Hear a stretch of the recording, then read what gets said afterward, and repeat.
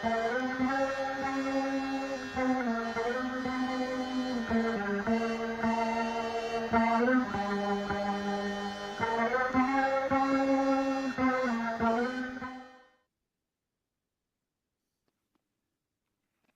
Krishna, and welcome to this talk for the 16 Days of Activism from the Vaishnavi Ministry. My name is Nartaki Radha Devi Dasi, and I am joined by Chaitanya Leela Devi Dasi. And we are here to discuss the topic of leadership, red, yellow, and green flags. So basically what we're going to be learning is when leadership goes right and when leadership goes wrong, and how do we address some of these challenges that we face within our communities.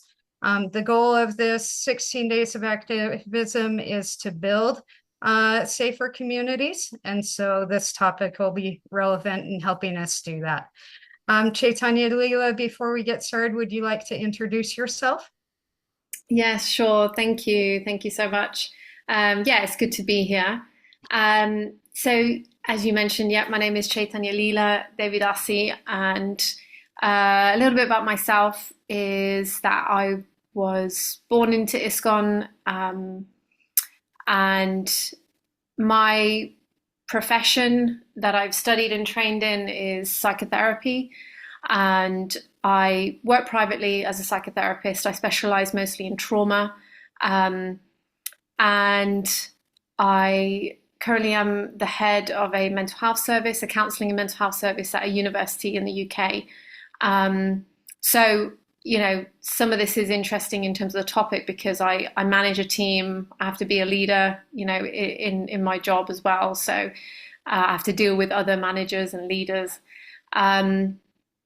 So yeah, that's been my job, and that's been my experience for the past several years in management, and over 10 years as a psychotherapist. And yeah, that's kind of in a nutshell. Oh, I'm also doing a PhD at the moment, which is interesting. So, You're yeah. definitely busy. Yeah. Thank you for taking the time for this chat. Yeah. I believe we're going to get started with just describing what those green, yellow, and red flags look like, correct? Yes, exactly. Yeah. So we'll talk about the characteristics of, you know, leadership in green flag area, yellow flag, and red flag, and then we're going to take a bit of a dark trip down narcissism, and yeah, that'll be interesting, and we'll be able to look at, you know, what narcissism looks like in leadership as well, and we've got a few other things up our sleeve, haven't we? So Yeah. we'll be able to explore those topics. So shall I? I'll start with sharing my slide. So sharing is not turned on. So I'll just wait for that to happen with our lovely silent assistant. There we go, I've got it. Right. Okay.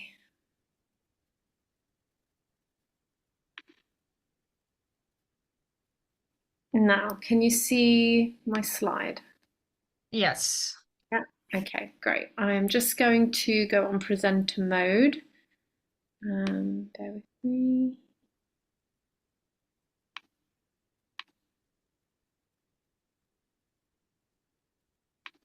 Oh dear. It would be good if I knew how to do that. That's not good, is it? Maybe down in the bottom right.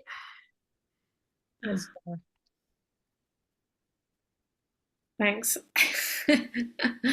Thank you. Okay, so we'll start. What I thought was we'll go backwards, red, yellow, green, but we're going to go green, yellow, red. Okay. We'll end with a positive, I think, at the end for sure. So it won't be all doom and gloom. So green flags. You know, what better way to start off, you know, with green flags, looking at the ideal, right, qualities of a leader, than looking at the qualities of Brahmin and Kshatriya. So throughout this, we'll be looking at shastric elements, right, to help us understand what these aspects of leadership are, and looking at the real world and looking at what's in front of us at times. So I will go on to some of the quotes from Bhagavad Gita that describe the qualities of Brahmin Kshatriya.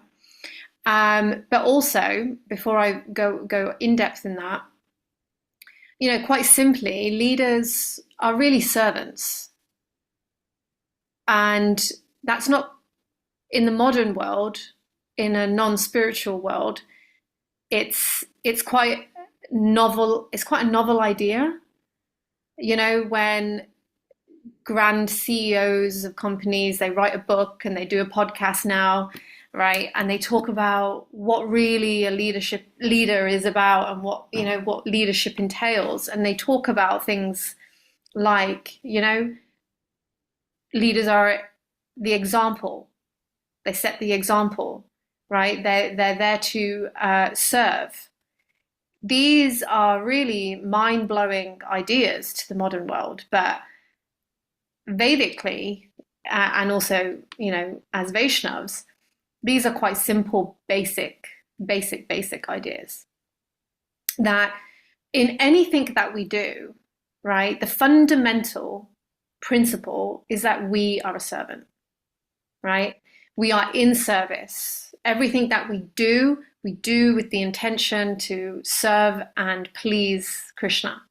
Because, right, the Brahmin's vision is that they see the soul and the spirit, the super soul in every living being.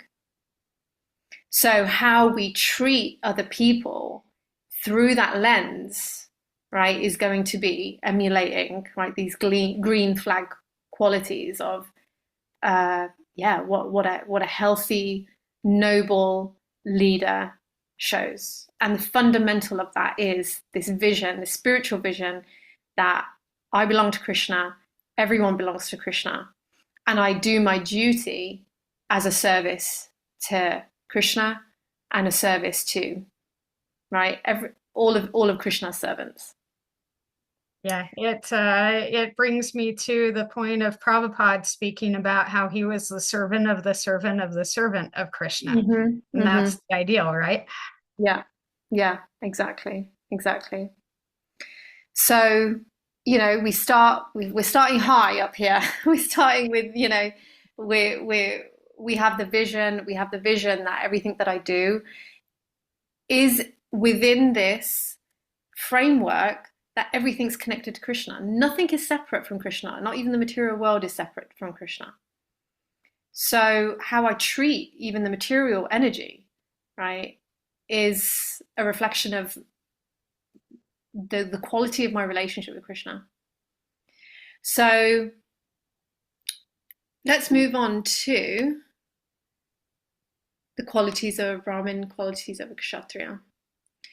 So qualities of Brahmin: peacefulness, self-control, austerity, purity, tolerance, honesty, knowledge, wisdom, and righteousness. So these are all the noble qualities of a Brahmin.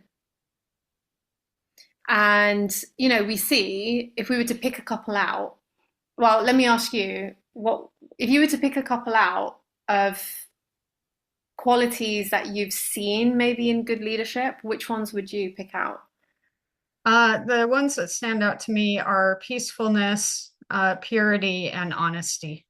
What makes you pick those three? Mainly because, honesty goes into integrity. Purity also goes into integrity. Leading, that to me is what leads by example. Is when we are honest with ourselves, then we can be honest with the world around us.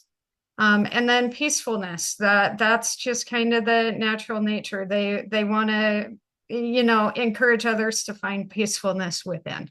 Yeah. I like your link between some of these to integrity. Yeah. And one can only have all of these in its truest form when we have that core element we just spoke about on the other slide. You know, the divine vision, the divine frame, the divine role, right? Not even role, it's just a state. Yeah. So a true, head of a society, which Brahman is, can only have all of these in the truest form if you have that first anchor piece. And we can see that those who don't have that as an anchor piece, that aren't necessarily true Brahmins by nature, let's even just say sort of in the mundane world, in the non-spiritual realm, there are leaders that will have some qualities, right? Like honesty. The other day I was watching some YouTube video of some young boy going around asking very, very rich people, what's their key to success? And, many of them said honesty. Many of them said honesty. So you take one quality of a Brahmin, right? It can create great success. Yeah. Yeah. And maybe all of them may not have been religious. They might not have been pure, practicing purity. They may not have had even self-control. And actually, many of them probably have a lot of material ambition, right? Most likely. But if they have honesty, see how much success that created. Yeah. Right? And these people are millionaires, billionaires. So I think that's really interesting. So just one can go a long way. And then kshatriyas. So heroism, power, determination, resourcefulness, courage in battle, generosity, leadership are the natural qualities of the work for a kshatriya. What do you think about that? So this one gets into a little bit of controversy with some of the, courage in battle, sort of thing, So that leads me to righteous anger and how we can utilize righteous anger. Right. And being courageous in fighting for these higher, more noble qualities. Yeah, yeah. And it's interesting, isn't it? The righteous anger, right? We can take two examples where righteous anger was shown.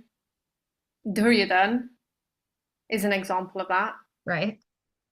Hanuman is an example of that. Right.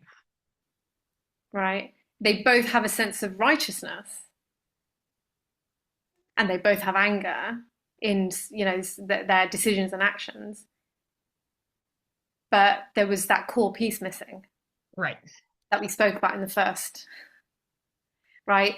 Duryodhan's center point of his world is himself. Right. Hanuman's center point of his world is Lord Ram. Right. Both having kshatriya spirit.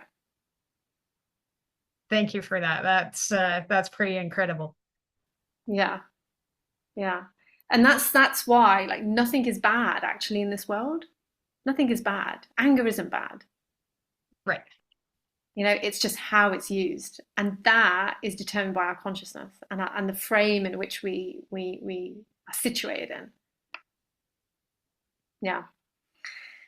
But kshatriyas are considered leaders, the leaders, right, of the material sphere, of within the varnashram system. So ideally, right, kshatriyas are going to need to have that tinge of passion with goodness naturally in their quality, in their nature, in order to be leaders, right? Because Brahmins may not, because they're too peaceful to go out and direct and show people how it's done. And so kshatriyas are the ones to do that. So again, passion isn't bad, it's just how it's used. Right. And look at you building community, that we need to rely on one another to help maintain these higher values and help cultivate these higher values within the Yeah, communities. yeah, yeah. Exactly. And that's not going to come if we're, you know, meditating in caves or sitting too peacefully, right? We need some fire, to get things done. But again, without that anchor, right, it can go quite drastically wrong. Yeah. Good. Okay, so so here are the green flags, okay, from Shastra directly. And yeah, I just dropped in like an example from the Mahabharata here, that Krishna favored the Pandavas, who were Vaishnavas who emulate the qualities of Kshatriya. So I just wanted to, explain how uh, the Pandavas versus Duryodhana, it showed that both were Kshatriyas. I mean, Duryodhana was a Kshatriya as well. But what makes that difference, right? Duryodhana was self-serving. There's an example in the Mahabharata where, with all pomp and veneration and lots of, glorious show, Duryodhana had invited Krishna, but he didn't attend. He went to Vidura and ate simple food. Right? It's Yeah. because, right, at birth, Duryodhana also was a devotee. He was a great devotee of Balaram. Right. He was a dedicated disciple of Balaram. So what's the difference? Right? And also he was a great leader. I mean, the citizens were doing good under his leadership. But he was self-serving. It was all self-serving. Greed got in the way. Yeah, yeah. A lot, when we get into narcissism, yeah, Duryodhana is up there in that category. Even worse than narcissism. I'll explain later. Remind me if I forget. Okay. So, okay, yellow flags. Okay, so yellow flags. I've just written some points here. People that may have qualities, certain qualities of Brahmin Kshatriya nature, right? The quality of leading by example, but they're not completely fully trained, right? They haven't fine-tuned their behavior, their demeanor, right? And so it's a little rough around the edges. And so that can cause friction, it can cause problems, in communities. And I've seen that as well. I've seen that in our community. I've seen certain individuals take a certain position, and I'm thinking, they really got potential.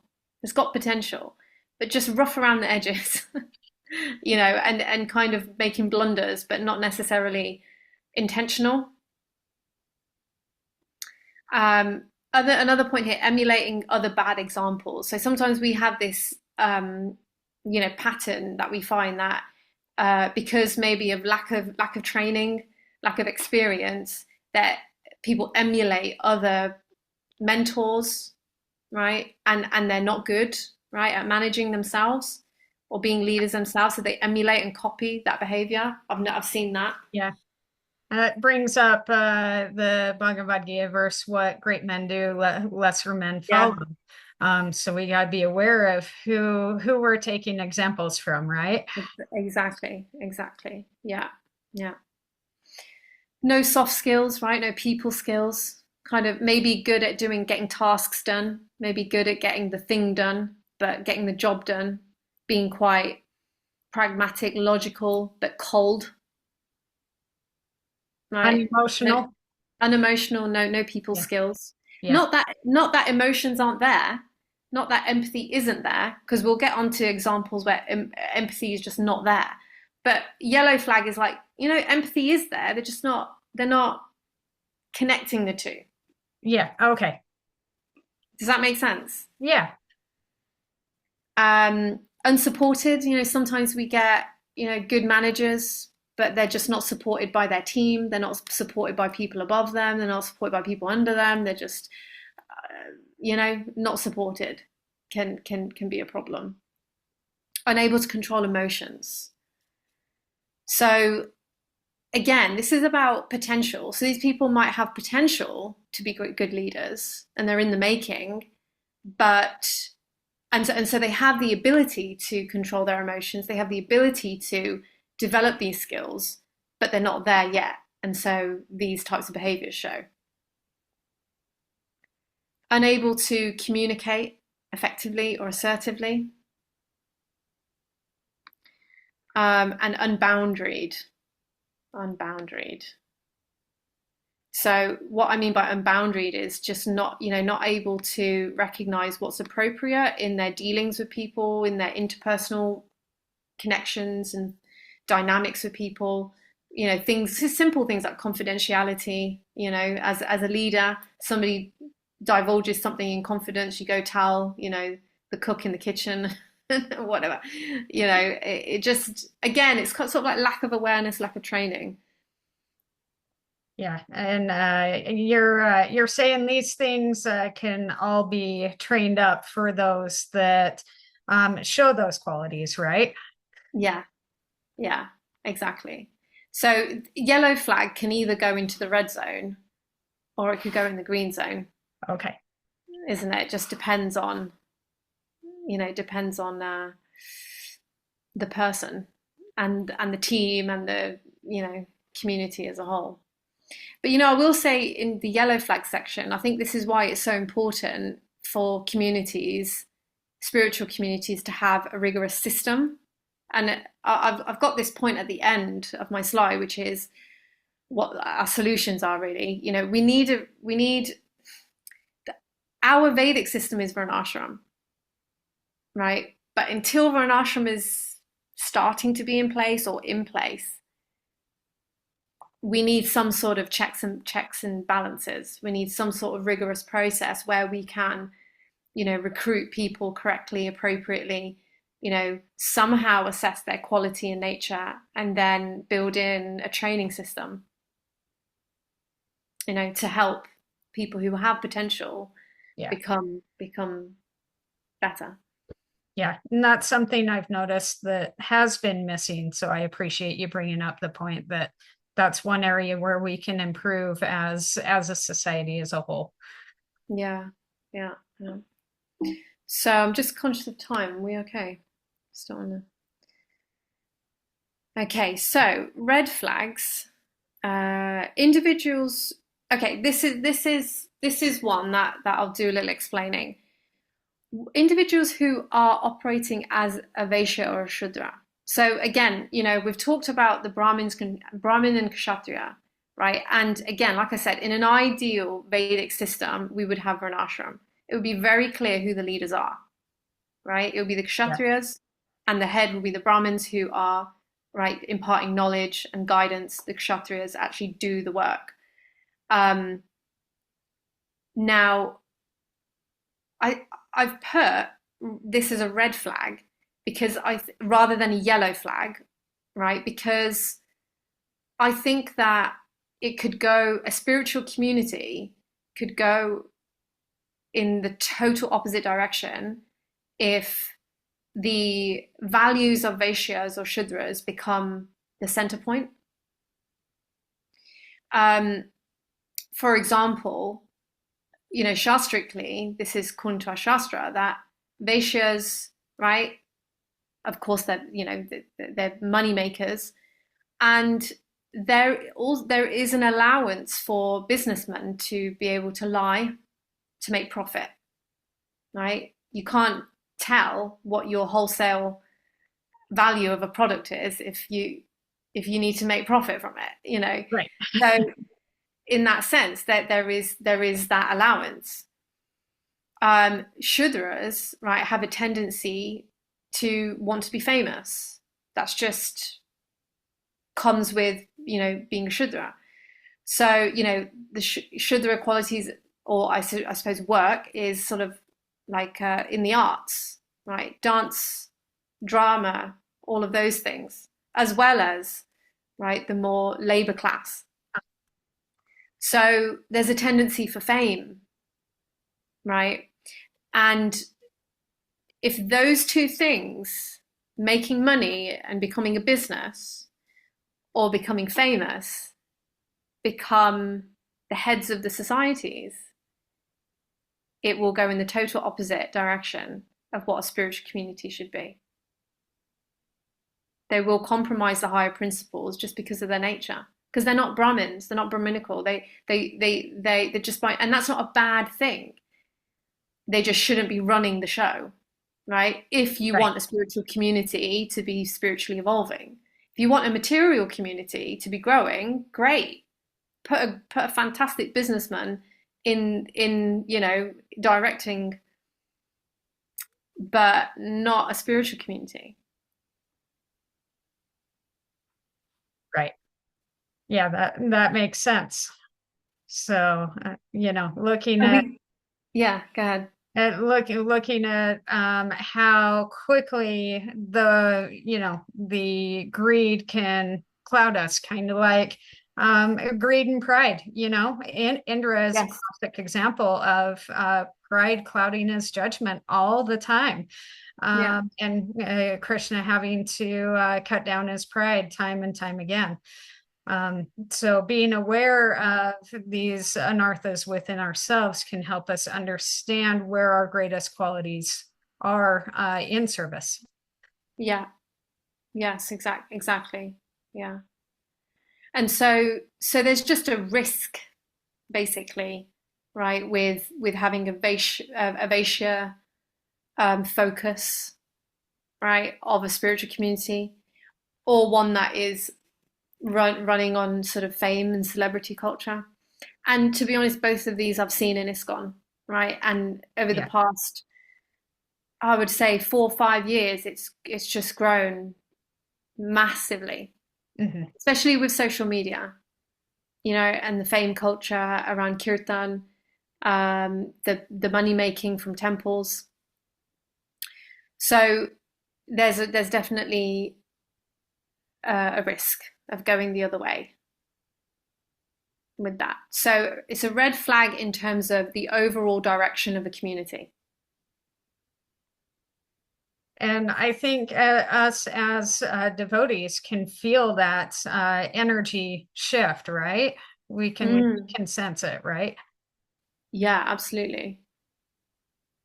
Do you think that you have, or have you experienced people sharing with you that they have felt that shift?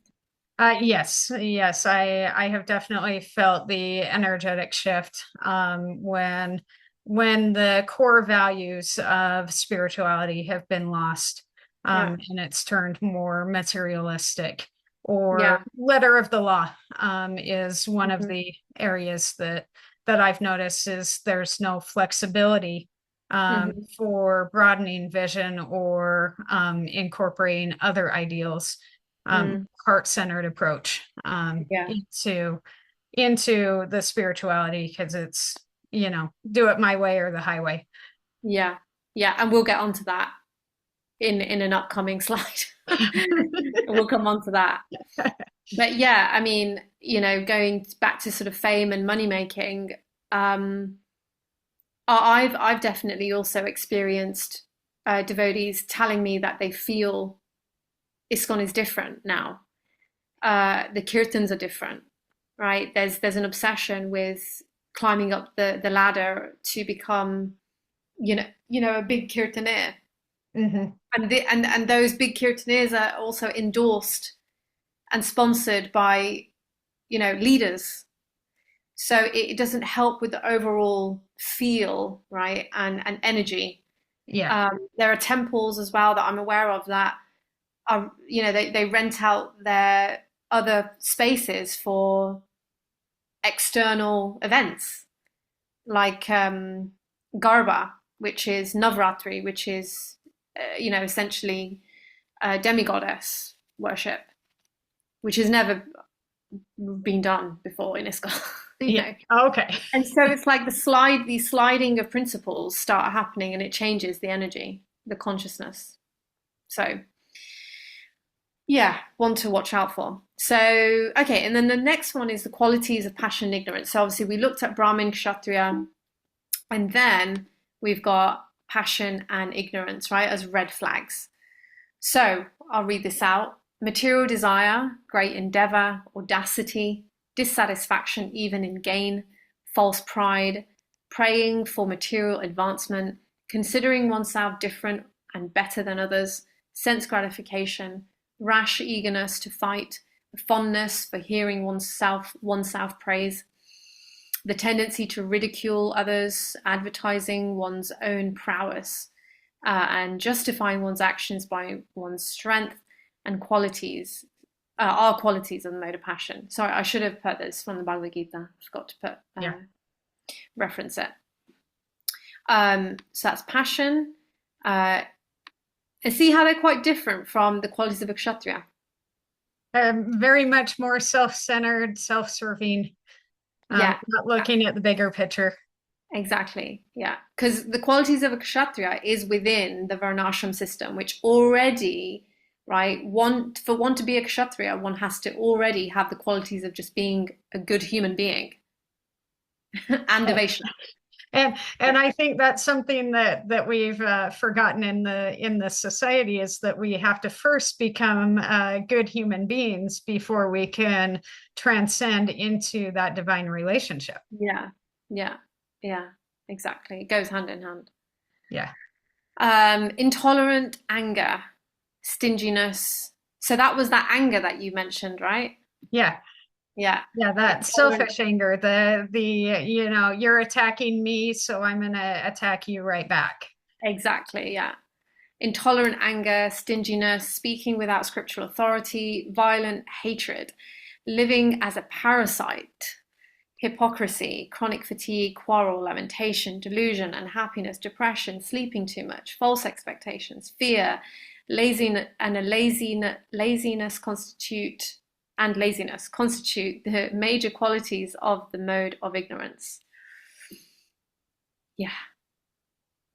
The one that stands out to me there is living as a parasite, and that just to me brings up living on the backs of other people, and not pulling your own weight, but relying on everybody else to do the work for you. Yeah, yeah, yeah, exactly. And when we go on to our next slide, we'll be able to draw upon some of these qualities and look at what makes, a terrible leader. So yeah, these are would be complete red flag, examples of qualities, of a leader, of anyone, but when they're in a leadership, because the thing is, we have to remember, a leader, is meant to be a servant, is meant to be setting an example, is meant to be bringing individuals from point A to point B, and that is, in ISKCON, should be the upliftment of consciousness. Mm-hmm. But if we have someone in these roles that actually by quality and by nature, by guna, is of ignorance and passion, how are they going to be able to do that? It's not possible. Yeah, yeah. And that's the guna and karma thing, right? Ideally, when you are picking a path to walk down, right, meaning your dharma, we want to be looking at what is my guna and what is my karma. Do I have a natural, right, nature for doing something? And do I have the skill to do it? And somebody may have, on paper or externally, the skill, the confidence, right, to manage and move pieces around and lead, so to speak, but do they have the quality? Do they have the guna? Yeah. And this will really clearly show But if people, if devotees in leadership, it doesn't mean that they're not a devotee in the making or progressing on their spiritual path. It doesn't mean that they're not necessarily. But if they're showing these qualities, then the question should be, should they be leading people Right. in a spiritual community? Right. So we'll come back to some of these, but what we'll talk about first is, again, a little slide down the scale here. We've gone green, yellow, red, and now it's getting, dark red. We'll get to black in a moment. Okay. Oh my. So this is like dark red area, abusive behavior, abusive leaders. Yeah. Right. So all these qualities that we just saw, right, of right, the anger, let's just look at that intolerant anger, right, can turn into abusiveness. Mm-hmm. Violent hatred, it can be abusive, right? The need for hearing oneself being praised, right? We can see that, right, be used very negatively in the control of others. Quarreling, false expectations. What have we got? Dissatisfaction, false pride. Sense gratification, so Mhm. filling one's own material senses.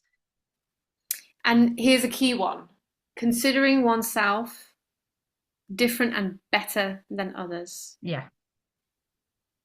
And the tendency to ridicule others can all turn into abusive ways. We'll go on to the next slide again. So what are abusive behaviors? Now I've just listed a few, like very broad, broad statements that we can unpick here. Right? Intimidation and force. And then the other larger one is manipulation. Yeah. So how do you recognize intimidation and force? Shouting, threats, coercive control. Can you expand on the coercive control a little bit? Mm-hmm. So coercive control is the use of manipulation to exert one's power and control over somebody. And it can be done with the use of something else. Right? So how do I say? Okay, I'll give a really good example. I was at a devotee's house once, and I was serving actually my spiritual master. And now this example will show you how subtle coercive control is. Okay, how subtle it is. And I was prepping his breakfast plate, and I was cutting the bread, right? So we had a bread loaf, and I was cutting it and getting slices to put on his plate.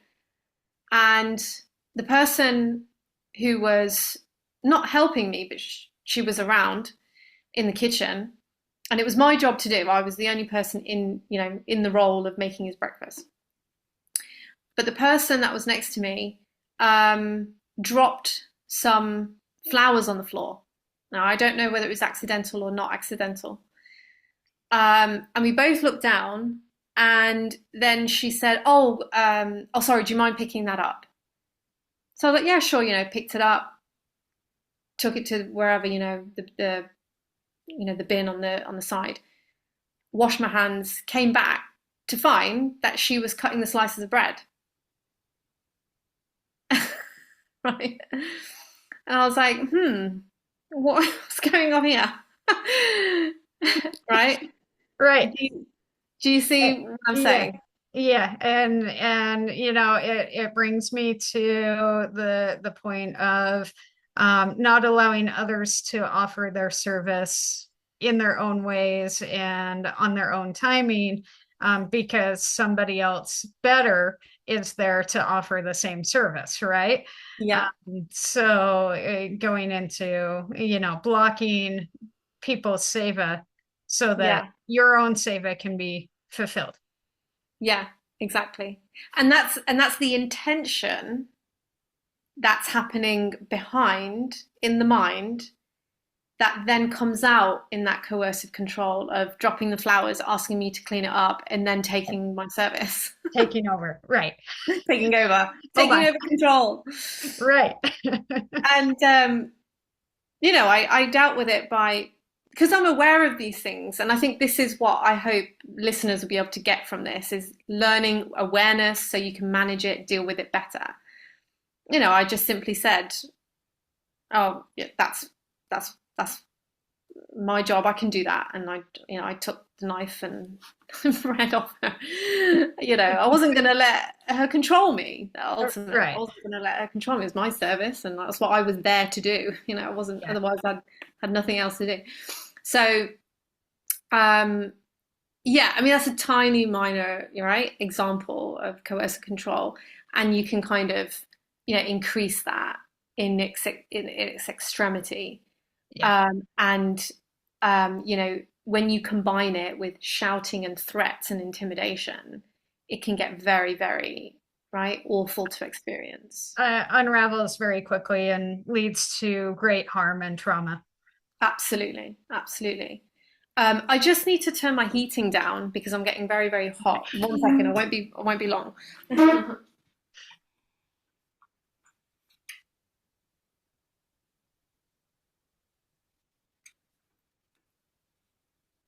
Okay.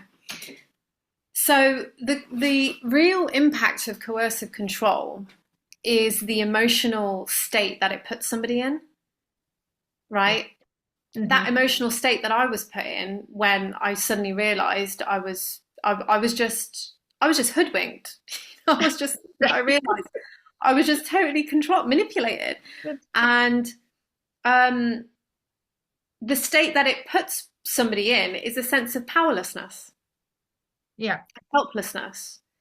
Now, if I was maybe 16 years old or my younger self that maybe had less confidence or I might not have said anything and I might have been really upset the rest of the day, and that would have stayed with me.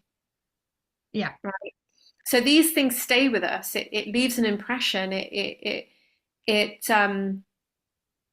It can lead people to believe, especially if it's consistent, if coercive control is consistent over time. A lot of my clients that I work with, some of which are devotees, ex-guru coolies as well, right? Some of this coercive control is really ingrained. The impact of coercive control is really ingrained, and it impacts their decision making in life because they feel so helpless, they feel so pushed down, they don't feel like they have their own agency to do things, and then they don't pursue things, they don't offer services, right, even spiritually, because they don't believe that they have the confidence to do things. Right. It's voicelessness and self-defeat. It turns into self-defeating behavior because that's all people have known. Yeah.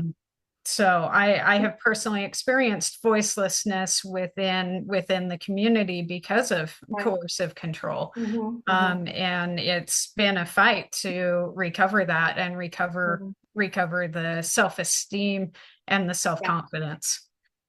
Exactly, exactly. So then, if this is happening too much, right?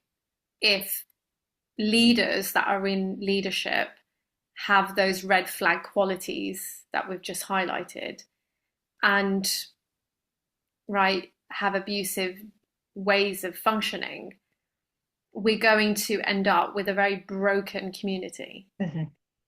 and broken people. Broken people in a community means a broken community. Yeah. Yeah. So then manipulation, right? Examples of different types of manipulation. Again, coercive control is manipulation. but circumstantial manipulation, right? Maneuvering like, pieces on a chessboard, right? Yeah. To get the outcome you want. Very tactical, psychological manipulation, emotional manipulation, and weaponizing Shastra. I've got there as well. So, emotional manipulation can be like the use of emotions, heightened emotions, to force somebody to do something,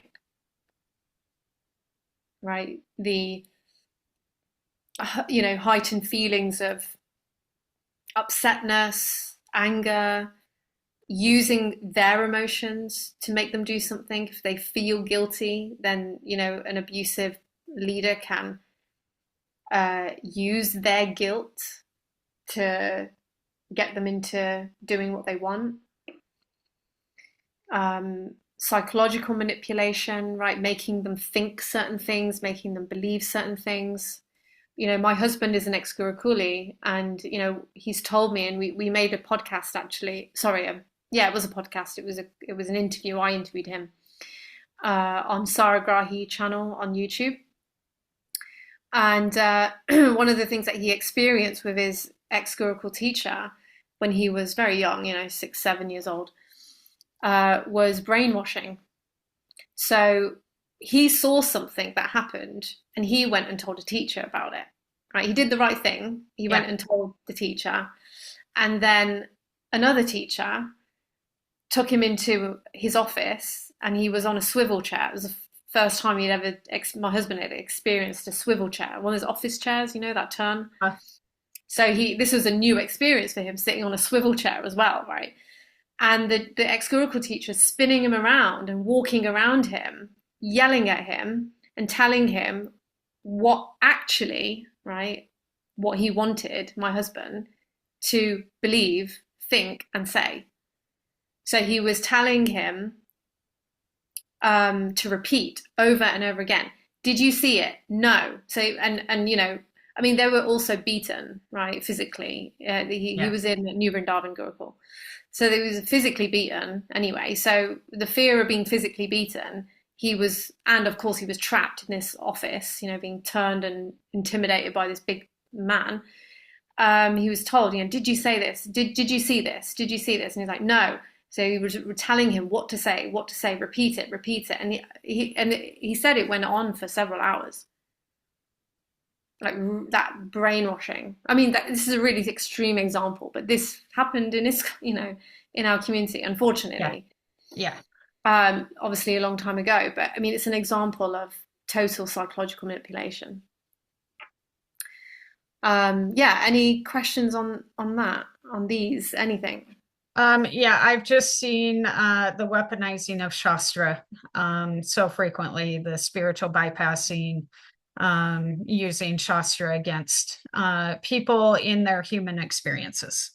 Do you want to say anything more? I know we're going to dive into that a little bit more later. Yeah, we'll wait to dive into that. I know you've got that coming up. So yeah, it's a huge one, isn't it? Yeah. It's a massive one. Yeah, okay, we will get back to that. So overall, right, abusive behaviors, intimidation, force, control, you'll notice these types of people because they like to dominate the space. They like to dominate the time. They like to dominate you.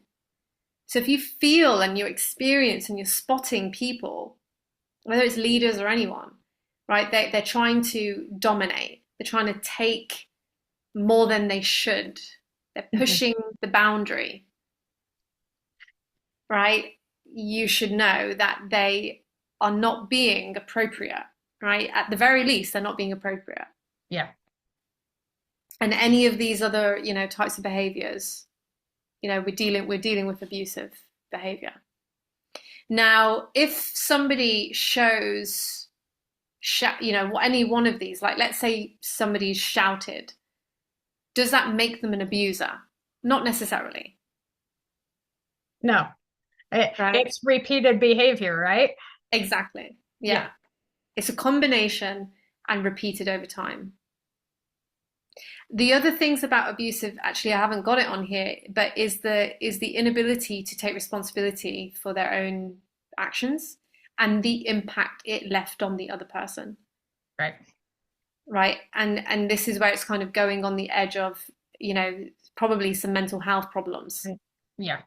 right? Um, Because mm, yeah, one of the things that I mentioned to a devotee while we were in DC was, a changed behavior is the greatest apology we can have. yeah, So if we're being fed promises of changed behavior by leadership or by those mm, close to us in intimate relationships, but they're failing to change their behavior, then that's a serious red flag that abuse yeah, is actively occurring as well. yeah, yeah, absolutely. Yeah, absolutely. Because it's very easy for people to fake an apology, you know. And change behavior is important for sure for a community, definitely.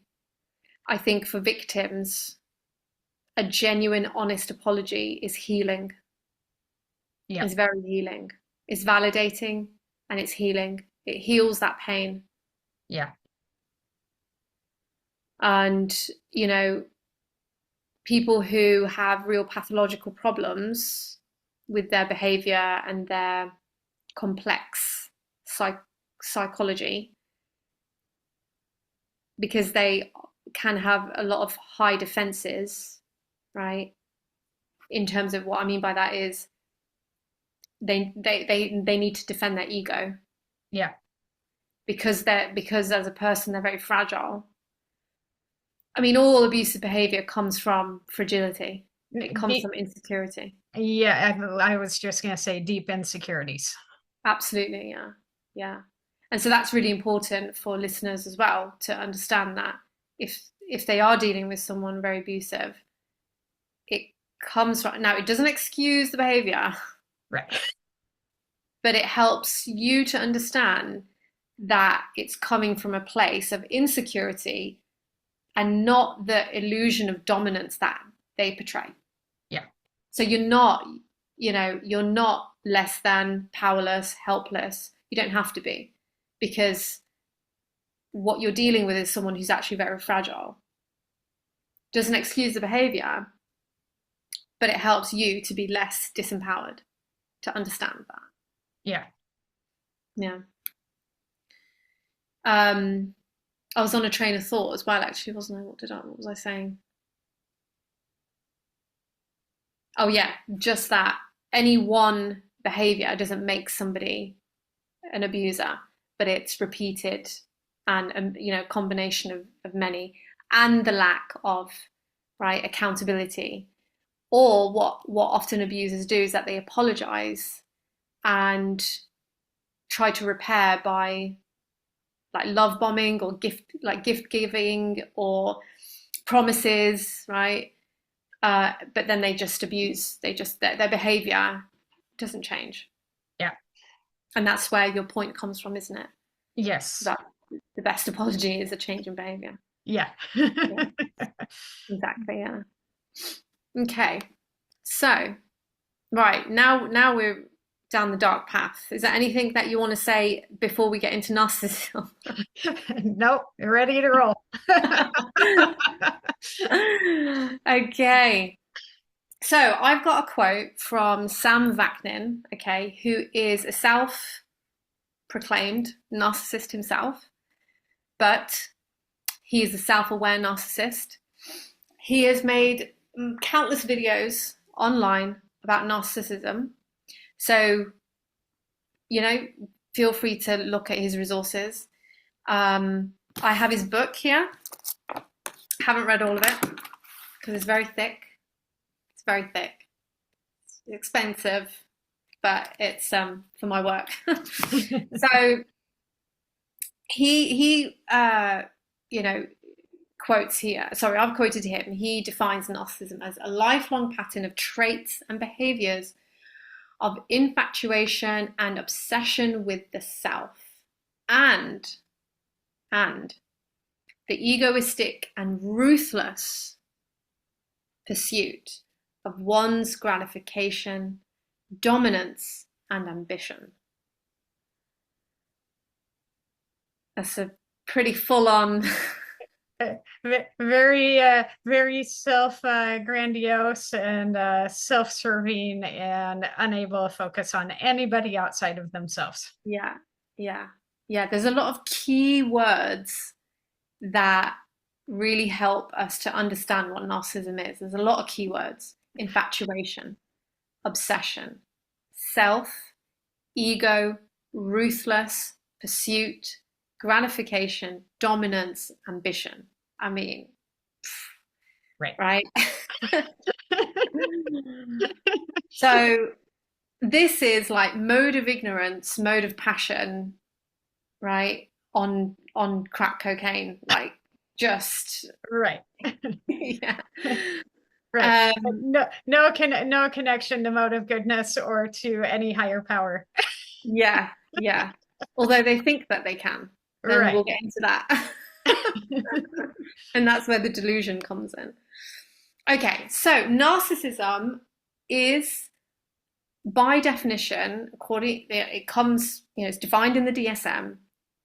It's considered to be a dis-ease, right? So it's a psychological diagnosis. Nowadays, we get a lot of people self-diagnosing, diagnosing other people, throwing around the term. They experience a little bit of abusive behavior and they label the person narcissist.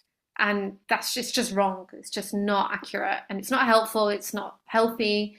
It breaks down society to do that. And that's why, I'm not a complete, fan, and I'm not totally on board with the whole DSM westernized approach of the DSM and labeling.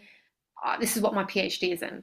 My PhD is in East and Western psychology. So, however, it's also very useful to be able to categorize and understand something in its whole entity, right, when it appears. And remember, this is very extreme. So I'll get onto some stats in a moment, but really narcissism is defined by, this is according to the DSM, pervasive pattern of grandiosity, lack of empathy, and need for admiration. Right? So those are the key, like the three kind of broad key aspects. A grandiose sense of self-importance, such as exaggerated achievements or talents. So when people lie and exaggerate the things that they've achieved. Expecting to be recognized as superior without commensurate achievements. So they want the title without actually having the qualification for it. Need for admiration, so a constant, and this is keyword, constant need for admiration. Lack of empathy, an unwillingness to recognize or identify with the feelings and needs of others. So unwillingness is slightly different to inability, right? There's like, a resistance to doing it. Okay, so to be diagnosed with narcissistic personality disorder, sorry, that's what NPD stands for, narcissistic personality disorder. And it's pathological, like I said, so that means it runs deep, it's ingrained into the personality, and it's there for a long time. So to be diagnosed, a person needs to meet at least 5 of the following 9 criteria, which would be grandiose sense of self-importance, fantasies of unlimited success, power, brilliance, beauty, and ideal love, belief in being special and unique, requires excessive admiration, sense of entitlement, so they believe that they should be on top and the boss and whatever. Interpersonally exploitive, interpersonally, which means, right, within the relationship dynamic. Interpersonally, they exploit others. So a lot of victims of feel like an object, right? That just been used and discarded.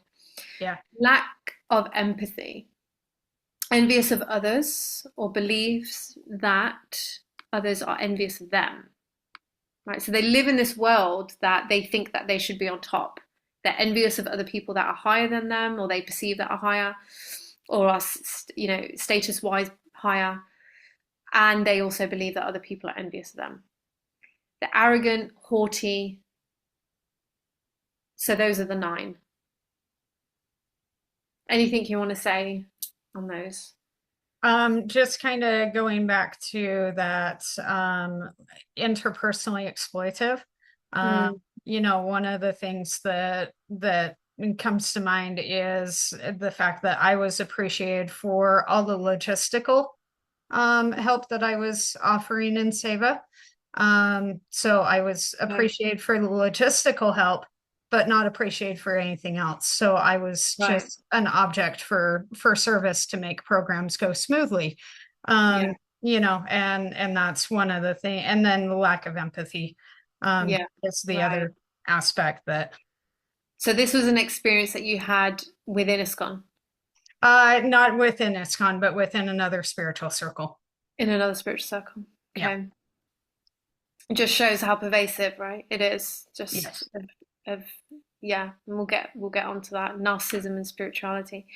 Um, so yes, absolutely. So the interpersonal, yeah, because narcissists, because of their absolute need for dominance and admiration, they see people as like pawns or objects in their game in order for them to rise up and achieve what they want.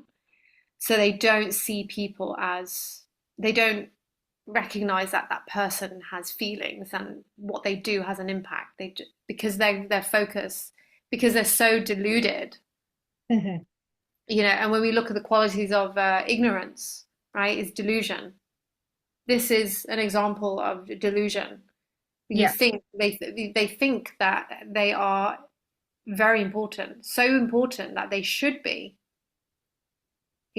famous. They should be the leader. They should be the temple president, you know, and they'll do anything to get it. They will. And very dangerous. Very, very dangerous. Yes. And just some stats. So, like I said, narcissistic personality disorder is a pathological issue, right? We mentioned that in DSM. But it's very, very rare. So 1 to 2% of population, right, comprises of actually people with NPD. So, when people throw around the term, it's often that they're not dealing with somebody who has a disorder, pathological disorder, but they might be dealing with somebody who has traits. So it's possible for somebody to have narcissistic defensive traits, right? Like the inability to have empathy, right? But they're not obsessed with their own sort of self importance. They might be manipulative, right? And to gain what they want to gain, but they might not necessarily, right, have all of the other qualities. So remember, not all abusers are narcissistic or narcissists. Yeah. I think I've got that at the bottom there. Not all abusers are narcissists. Yeah.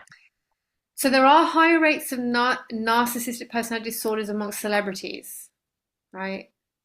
Oh, I skipped one. Narcissists are usually men. So up to like 50 to 75% of narcissists are male, right? And female narcissists, of course exist, but they display it more through their body, through their sexuality, through their sensuality. And, there are some other categories of personality disorders that are predominantly more female, like borderline personality disorder, histrionic. So there are, and some of these types of qualities and traits cross over. But anyway, higher traits of, like I said, higher traits of narcissism amongst celebrities. That's no surprise, given that they, obsessed with themselves and fame. And within celebrity, I'm bringing this up because there's just been a rise, I think, in ISKCON, with the celebrity arena, and it's just something that we need to be watching out for. So women are rated higher than men in terms of narcissistic personality disorder, or narcissistic traits. In the celebrity community, it's higher in women than men. Really? Yeah. So basically what that means is more narcissistic women in the general population will, right, enter into the celebrity arena. And they enter into the industry with the traits already. They don't become, right, after they get the fame, they don't become more narcissistic. It's generally narcissistic individuals gravitate towards celebrity culture and the celebrity industry. Reality stars are rated the highest, right, of NPD traits. Makes sense because like cameras on them, that's what they want. They want to display themselves. Yeah, does any of these surprise you or interesting or? Just the women rated higher than men in the celebrity field, but I can see that because that's where women can be seen as powerful, is in that celebrity circle. And sex sells. True point.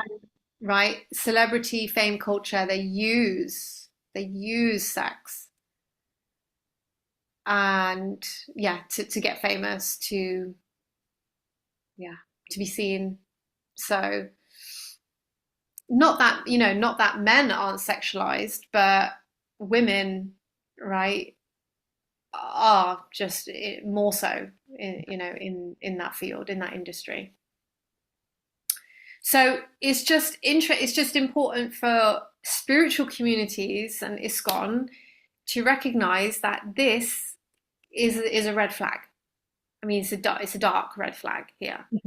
Yeah, we need to be careful with what types of people we're bringing into ISKCON, what we are putting on a pedestal for ISKCON to emulate, what association devotees are having. These are not the principles of Vaishnava philosophy. Right. Yeah. Now, it's okay to be famous. Like, fame itself is not a problem, but it has a risk. It's that self-serving fame and not cultivating healthy humility of understanding where our talents ultimately come from is from Krishna. So if we aren't giving back the credit to whom it belongs, that's a red flag. Yeah, exactly. And the desire for fame is a thorn, right? Is a stumbling block. It removes us being the instrument and makes us the doer. Yes. And it makes us the center. Right? Famous people are the center. They are the center of the adoration. They're the center of the cameras. They're the center of everything. That is actually Krishna's position. Right. It's the position of God. So that's why it's a complete opposite. Now, if one gets fame, right, of their own accord, it's not a bad thing, but it's the pursuance. Yeah. Right, which is, is a risk. So I've just dotted around some things here, that we could sort of talk about with narcissism. And remember, we're talking about leaders, right, that may be narcissistic. And these are really key factors because a narcissistic type of an individual, right, will want to be,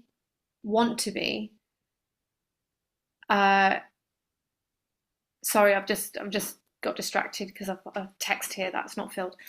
Narcissistic, generally narcissists want to be on top in the highest position.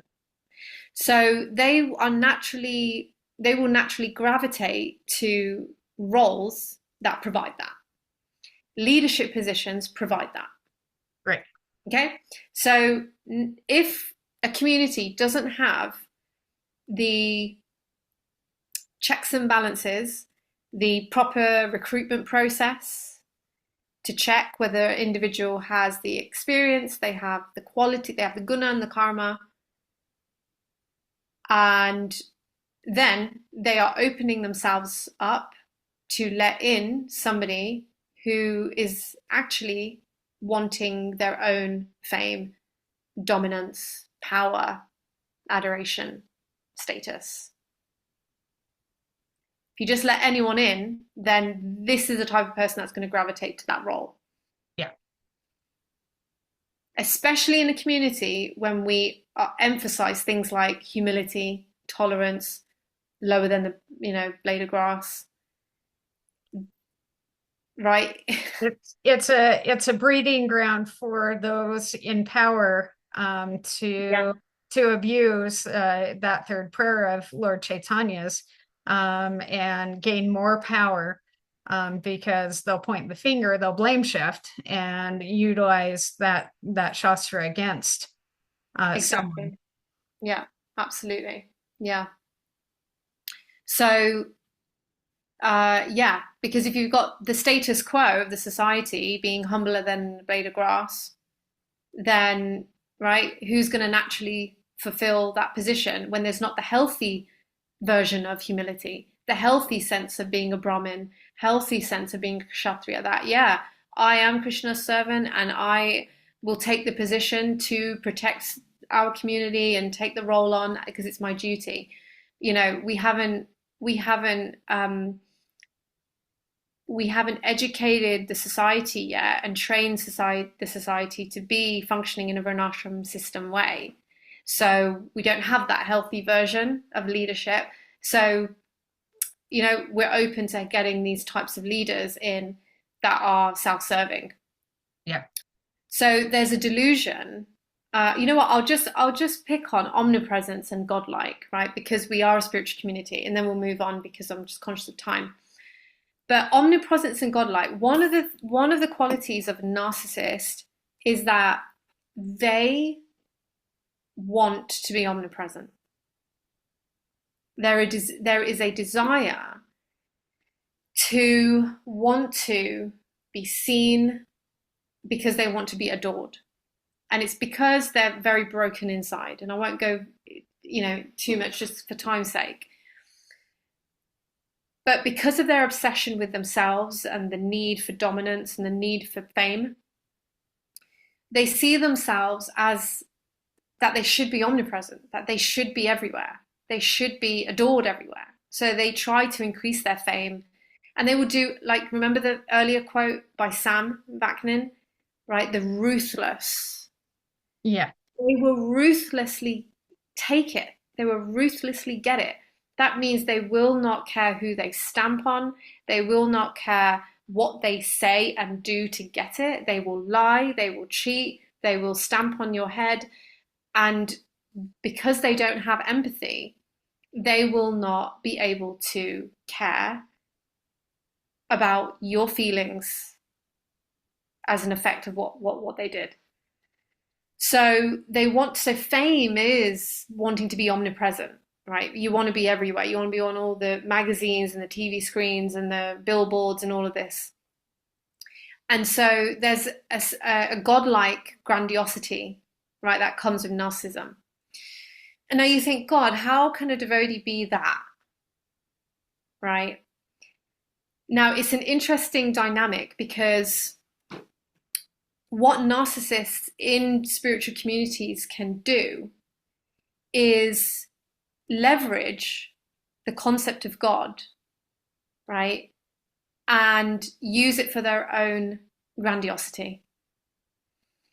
So often what narcissists can do, and I grew up with somebody who was a leader in my community, who I think actually, right, has NPD, like really pathologically. It wasn't fun growing up, right? I'm talking in ISKCON.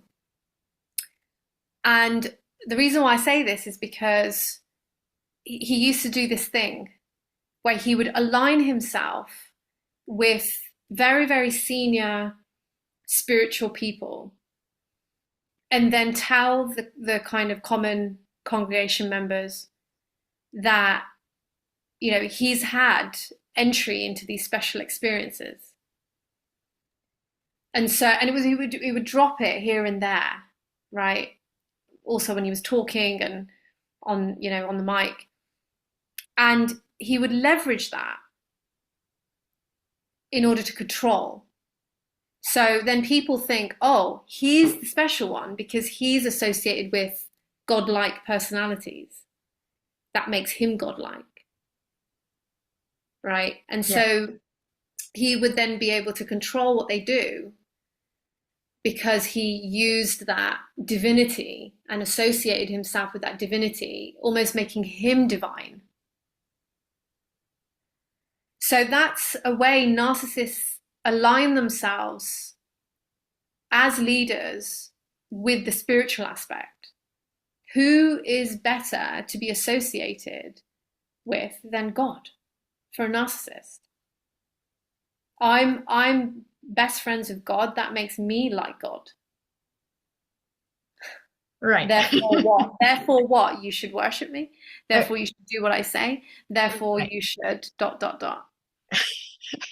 and if we have gurus that hit that level, that can really cause some serious damage. Serious damage.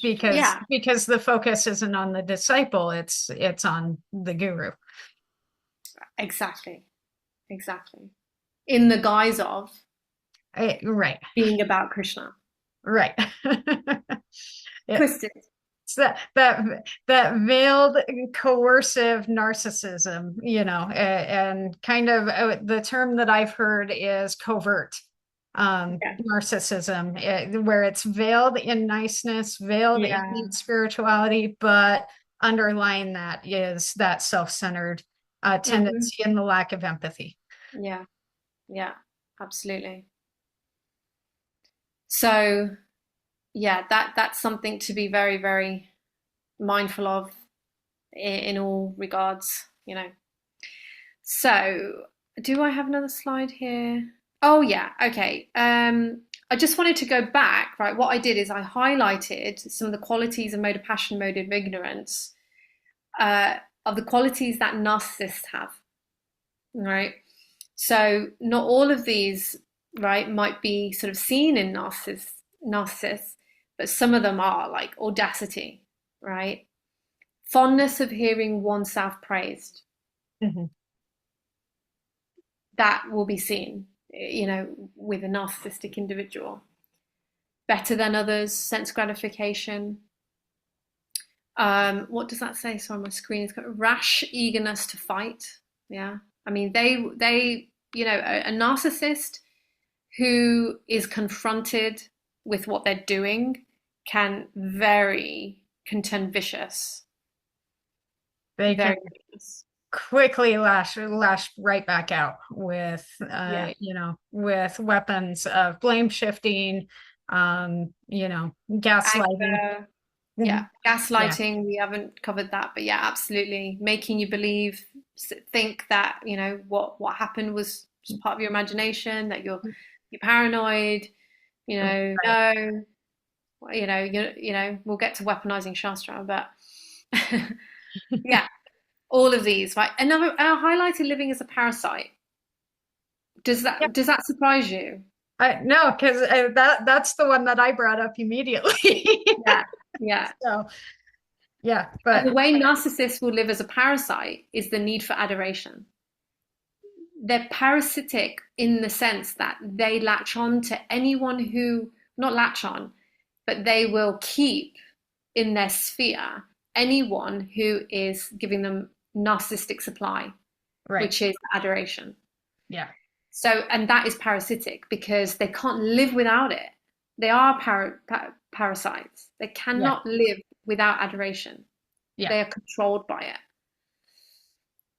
So, yeah. And this will go on to solutions, which some of these I've already mentioned, right? Guarding, guarding yourself against these types of people. Narcissists rarely change. And when I say rarely, I should really write never. Okay, they won't change. Not true narcissistic personality disordered individuals. Because they're not able to have empathy, so they can't see why they would need to change. They don't take responsibility for their own actions because they're gaslighting. Everything is Yeah. everyone else's fault. They can't, you have to acknowledge something that you've done in order to change it, and they rarely do that. Yeah. Um, um, Better to have better procedures in recruiting right into positions of leadership, because if you don't have that, you'll be opening the doors up to people who want to have that position for their own interest. And narcissists and anyone's really great at covering their intentions with all good words and a nice clean dhoti and a nice sari and tilak, and it's like Right. anyone can do that. So we have to really look at the qualities, the guna and the karma of the person. Develop varnashram. I mean, that's like easily written, but Right. a huge project. And that leads to remembering that we are a personalist society. We are all about personalism and uniqueness and individuality in our own qualities and traits. And I think Yeah. we've lost that as a society quite a bit. Mm-hmm. Focusing on, just reaching the highest Brahminical level without recognizing that we have our unique traits that might not be of the Brahminical nature. Yeah. Yeah. Yeah, absolutely. And I really loved that my Guru Maharaj wrote a book, Compendium Number One, on Varnashram, really going through the different qualities of each. And I don't know if he's going to be writing anymore, but uh, yeah, that at least what we can do is on an individual basis, we can reflect and look at whether do I have the qualities of Brahmin, Kshatriya, Vaishya, Shudra? We can all develop ourselves, right? The qualities of, like Narad Muni explains, right, in the Srimad Bhagavatam, Canto 7, I believe. What are the qualities of a human being, to start Yeah, off with, right. and then Varnashram can be implemented.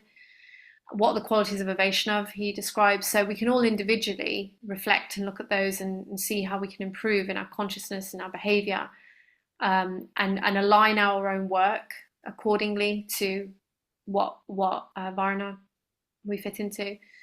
But as a whole society, I think before we have Varnashram, we at least should have the proper, take it from corporate world, materialism. There are ways of recruiting and checking whether somebody fits the job. It's pretty simple. We just do that in our society, so we safeguard the community. Yeah. And That's the yeah. I appreciate the safeguarding yourself by being aware. That's what we need is awareness for ourselves. And like I have said previously, is I'm going to look for some of these qualities within myself first and make sure that I'm not falling into any of these qualities. But I will also be aware of the qualities of others that are going to take me down the wrong path. Absolutely.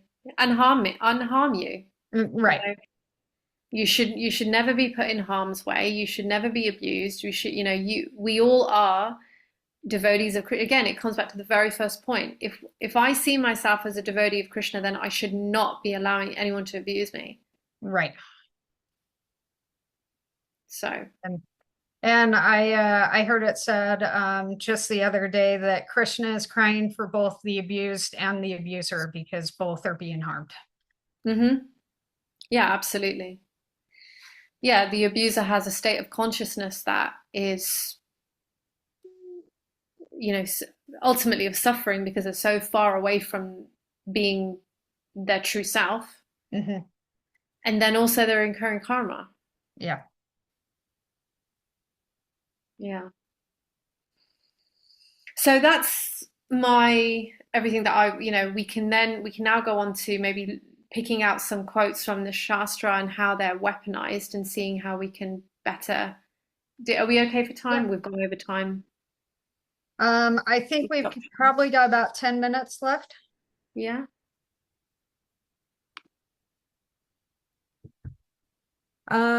Yeah, so one of the first ones that jumps out at me is Prabhupada speaking about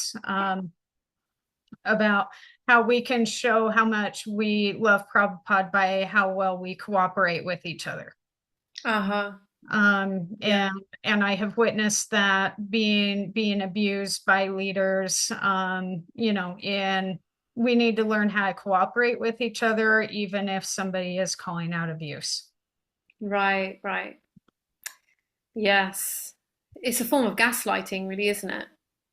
It's Yeah, basically saying, uh, the abuse isn't happening or it's not a problem. The problem is in you and your inability to abide by what Srila Prabhupada is asking us, which is right. to cooperate. Yeah, So shut up and cooperate. right. Leave somebody completely voiceless, powerless, and Yeah, and if yeah, there isn't spiritual resilience built up, it's going to destroy yeah, the person's spirituality. yeah, absolutely, So absolutely. It is. Because leaders should be taking responsibility for their actions. They should be self-reflective. They should be, right. I mean, going back to the qualities of a Brahmin and Kshatriya, right? They should be wanting to protect. What do Kshatriyas do? They protect society. Brahmins are self-reflective, mhm, right? So if you had those two qualities, protection of the people under me and self-reflection, then you wouldn't have that going on. right, right. This is just a way to control and dominate. Yeah, yeah. Self-serving purposes. Yeah. Are there particular texts that you've witnessed being weaponized? Oh, yeah. Gosh, so many. I probably can't even pick one. I mean, Trinadapi Sanichana, right, Yeah, is one. It's okay, Prabhu. You just got to tolerate. yeah. Uh, Be be lower than the humble. straw in the street. Yeah, just Off, take it. offer all respects. Yeah. Yes. Yes, I have done a lot of wrestling with that verse over Right. the course of the years. So Yeah. Yeah. And we haven't touched upon the whole thing of karma, right? Because this is another one as well that ties in with the tolerate, right? mhm. You know, again, coming back to my husband's experience of being in Gurukul when he was younger, that was one thing that was used a lot, it's your karma. And actually, one of Right, his abusive teachers said to the kids, would often say to the kids, that this is what Krishna wants because this is the meaning talking about the abuse. Krishna wants this abuse. He must want it because I'm doing it, and it's good for you because you're burning off your karma. right. I mean, what a twisted way of sick. So it is completely mind blowing to me how people can be this deluded Yeah, um, yeah, to to really weaponize in that extreme of a way, but we know it clearly happened, Yeah. after Prabhupada left. Yeah. Yeah. And, what does that do to a child or an adult? What does that do to their perception of Krishna? Even, right? It destroys it. Yeah. Because Yeah. how could a loving God allow for this? Yes. Exactly. That's the question that comes up, is how Yeah. could a loving God allow for these abuses to take place? Yeah. Yeah. Absolutely. So, a lot of the times it destroys people's faith and they leave ISKCON ultimately. And, my husband didn't leave, uh, and he didn't leave his devotion to Krishna.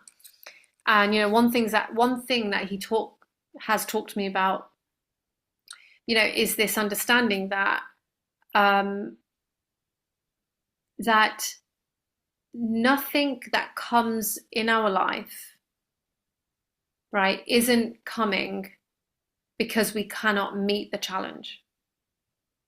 And that's karma. It's coming because, okay, maybe, yes, it's come, of course, according to our philosophy, according to the law of karma, it's because of our karma. Now, does it mean that that makes it okay for the abuser to abuse? No, it doesn't, because that person has free will and they chose to do it, right? That person has that certain type of consciousness that then, right, the law of karma said you're going to be the person to met out this karma, right? Which isn't good for them anyway, because they're going to also then have to suffer that karma, their own karma. Yeah. We're going off track a little bit from weaponizing Shastra, but I think there is a trail here, and I think it would be good to, kind of complete it, which is, so why does it happen if I'm a devotee? And it's a very, very complex and very deep philosophical perspective and point, because we have those verses, right, by Krishna that says that for those who I love, I take away everything. I remove their wealth, right? I take away everything. And so we can use our karmic experiences to become closer to Krishna. Mm-hmm. We can use our losses to see that nothing in this world gives us any satisfaction, but Krishna does. And so Krishna's intention for allowing us to go through these horrible experiences, even by devotees, is so that we turn to him. We grow in our love for him. And we realize that even in anywhere, I should say, anywhere in the material sphere of his universes, it's not our home.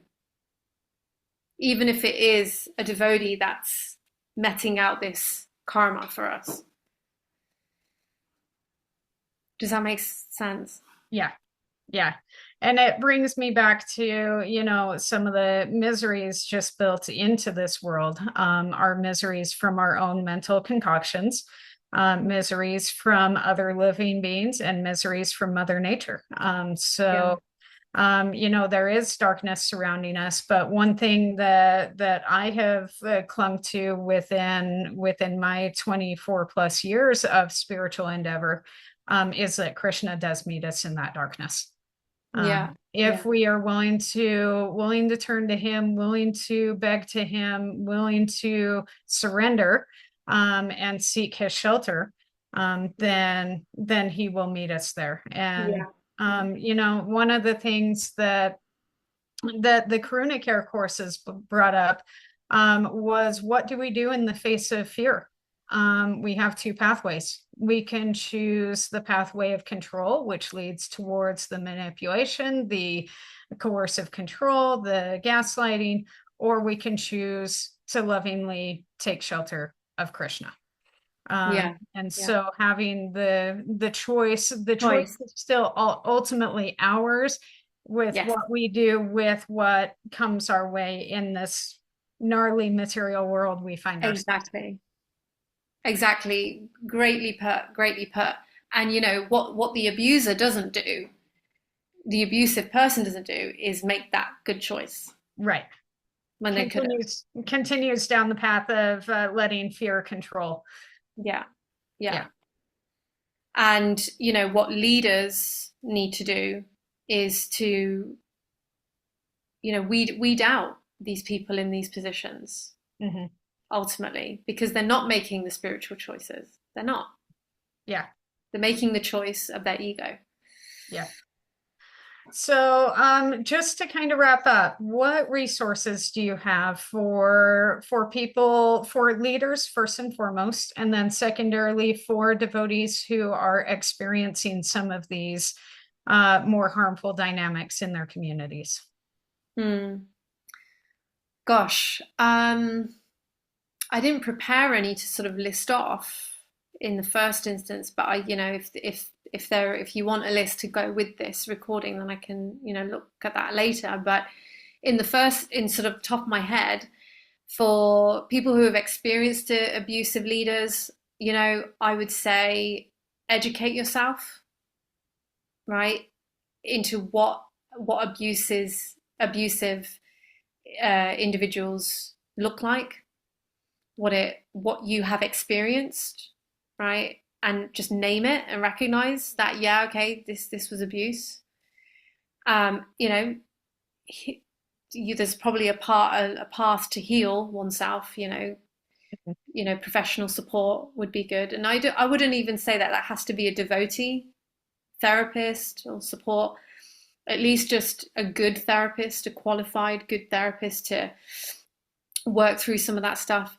But awareness is the biggest thing, you know, like awareness of that, because that will protect you from going into other scenarios, other examples, times where that, you know, you'll face those types of people. But you know, YouTube is like a great place for all those types of, you know, yeah, information. I did make a video on what the traits of an abuser, um, on YouTube. It is there, Okay. and yeah, why also inside the mind of an abuser is called, yeah. But my channel is called Trikaya Psychology on YouTube. I do want to make more. It's just about time. But you know, there are countless others. Um, I would say within the community, you know, find like-minded devotees, find like-minded friends, people who can understand, who can give you that support, be able to talk to. If you do also have another leader that you can go to that can, like, if the abuse is happening in leadership, go to another leader who you see if you can trust them, see if there's a way that they can help you, right, navigate the situation. Um, and then for leaders, again, yeah, I would say the same thing in terms of awareness and education. Um, I would say to leaders, it would be really good to invest or have your temple invest in you in training. You know, there are a lot of like good management training, effective communication training, um, that will upskill you to be able to handle different situations better. Uh, you know, so you're able to be more empowered to be a leader, because it's hard. Like Yeah. being a leader is hard. It's I a know because of my job. It's hard. You know, yeah. you have to deal with all sorts of different things, and so investing in yourself, in training, reading books, right, leadership books.